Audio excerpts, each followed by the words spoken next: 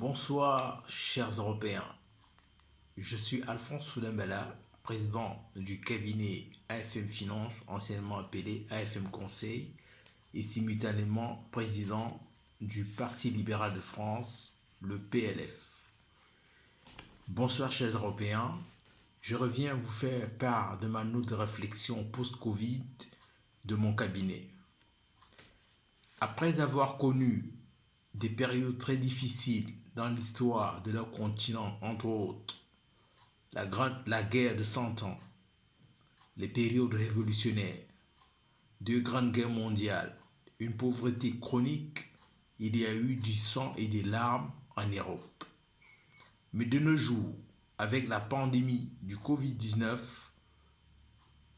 un sondage révélait que 80% des Français ne veulent pas changer de comportement après cette crise sanitaire. Ceci me permet de relancer l'idée même de la construction européenne qui était la création d'un havre de paix, de prospérité et de bonheur.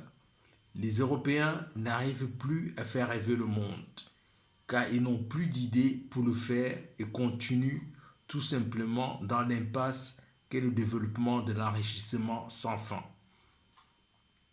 Après avoir accumulé des richesses à travers le monde, ils continuent inlassablement, sans se rassasier de leur forfaitude, à prodiguer une politique vorace d'enrichissement en continuant à vouloir extirper les richesses de la nature sans pouvoir proposer un nouvel idéal de bonheur, de gaieté et de mieux vivre dans leur continent.